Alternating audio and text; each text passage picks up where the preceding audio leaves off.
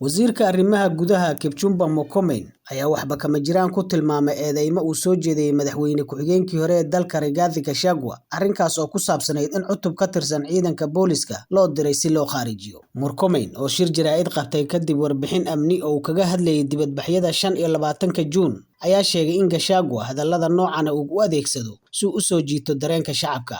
Sheekada uu ku sheegay in la doonayo in la dilo waa arrin uu ku raadinayo shacbiyad, arrin kasta oo bulshada hadal haysana wax uu doonayaa inuu isu soo jeediyo, ayuu yiri Mr. Murkomen. Most of those things that he was talking about, he's going to be assassinated, he's going to be done this, he's just he likes to be, he's a cloud chaser. So every public, something that is of great interest, he likes making it always about him, himself, him and myself and so forth. That kind of a human being is, I think, is a medical case. And for my situation, he's used to. I think every time he wakes up, Murkomen this, Murkomen that. He sleeps Murkomen, wakes up Murkomen, and I'm used to his tirade. By the way, it's not a new thing. Wasiirka Arrimaha Gudaha Kipchumba Murkomen ayaa waxba kama jiraan ku tilmaamay eedeymo uu soo jeediyay madaxweyne ku-xigeenkii hore ee dalka Rigathi Gachagua, arrinkaas oo ku saabsanayd in cutub ka tirsan ciidanka booliska loo diray si loo kharijiyo. Murkomen oo shir jaraa'id qabtay kadib warbixin amni oo uu kaga hadlayay dibadbaxyada 25 Juun ayaa sheegay in Gachagua hadallada noocan uu u adeegsado si uu u soo jiito dareenka shacabka.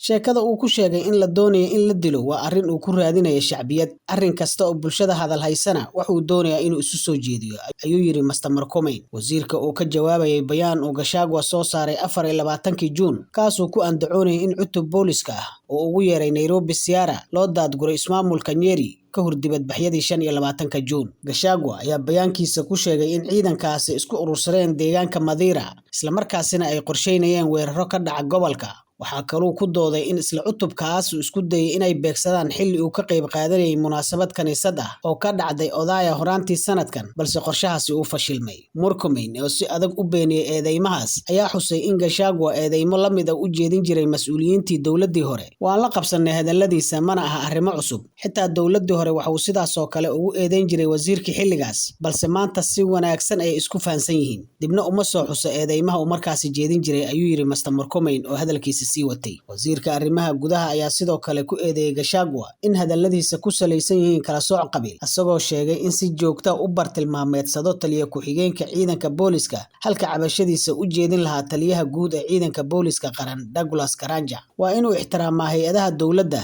In saraakiisha lagu bartilmaameedsado dana siyaasadeed ayagoo la adeegsanayo qabiil waa arrin ay tahay in laga fogaado, ayuu yiri Mr. Murkomen. Hadalka Murkomen ayaa imaanaya xilli xiisad siyaasadeed ay weli taagan tahay kadib dibadbaxyadii dalka ka dhacay 25 Juun, kuwaas oo lagu xusayay sanad guuradii mudaharaadyadii dhalinyarada Gen Z ee sanadkii 2024. Sidoo kale ururada xuquuqul insaanka ayaa weli ku baaqaya in baaritaano lagu sameeyo eedeymo la xiriira afduubyo iyo dad la la'yahay oo lagu sheegay in salka ay ku hayaan dhaqdhaqaaqyo siyaasadeed iyo kuwa bulshada rayidka ah.